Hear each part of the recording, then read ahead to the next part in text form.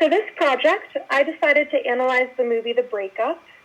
It's about a couple that breaks up and then lives together after their breakup. So it presents a lot of unique communication challenges. This movie stars Jennifer Aniston and Vince Vaughn. Jennifer plays Brooke, a hardworking overachiever, and Vince Vaughn plays Gary, her boyfriend. He's more laid back. This couple really struggles with their communication leading up to the breakup and especially after they break up. Gary lives in the living room after their breakup, and Jennifer takes the bedroom. Key concepts I want to focus on are self-monitoring, verbal communication, personality characteristics, and nonverbal communication. The textbook describes self-monitoring as the process of observing your own communication and the norms of a situation in order to make appropriate communication choices. So Gary and Brooke really struggle with acting appropriately in front of friends. This one scene in specific, they really display low self-monitoring. They invite friends over, and there is a bowl of chips out on the table. Gary's friend reaches for one of the chips, and Gary immediately says, "Don't eat my Ruffles, those are my chips." Now, this is inappropriate for the situation. You shouldn't invite friends over, put food out, and expect them not to eat your food, and then get angry when they do. Later on in the night, they're playing Pictionary.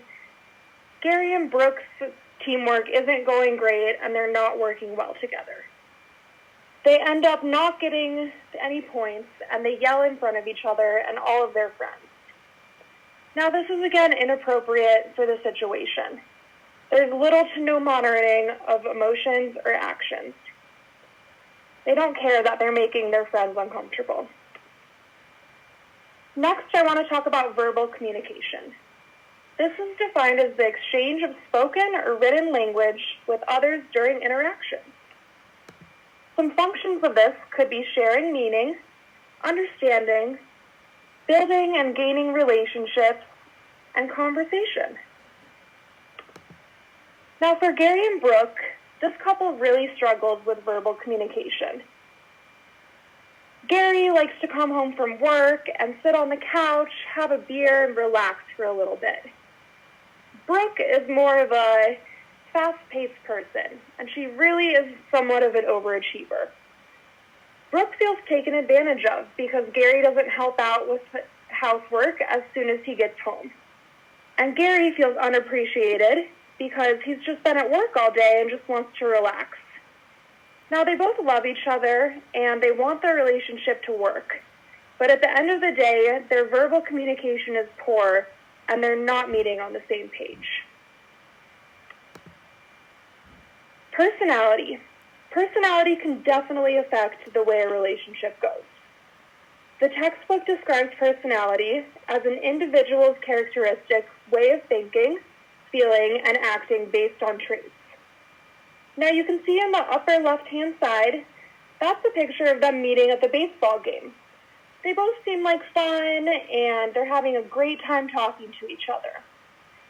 Now on the bottom right-hand corner, Brooke is frustrated and Gary's on the couch. This shows their personality changes over time, and maybe they were pretending to be someone else, which is often the case when you meet someone else and you're trying to impress them for the first time. Since their personalities are so different, their relationship just doesn't work. They're not a good match based on their traits and life goals. Personality can really alter and affect the way we interact with the world. Now for body language. The textbook describes body language as the intentional or unintentional transmission of meaning through an individual's non-spoken physical and behavioral cues. Brooke and Gary's body language isn't great. Gary, one night, comes home from work and he's really tired. He just wants to sit on the couch. He had a long day. But Brooke has been cooking all day and cleaning all day. She's been going all day. She's tired too. So when she sees Gary get home and sits on the couch, she takes that as him being lazy. Gary, on the other hand, just hears Brooke nagging at her. He demonstrates poor body language by looking at the TV and not making eye contact when Brooke is asking for help. Brooke quickly catches on that Gary is not listening to her, and this is very frustrating. He is easily distracted by the TV and shows little interest in mending the issue. Overall, this project gave me a really good understanding for how to relate core concepts in our class to real-life situations. Now, although this was a theatrical film, I think a lot of the issues that Brooke and Gary experienced are really relevant to real life. I've seen a lot of friends deal with these things, and I personally have dealt with a lot of it, especially the body language.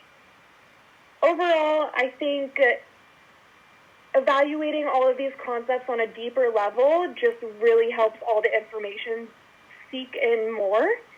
And this has been a really fun project. Thank you, everyone.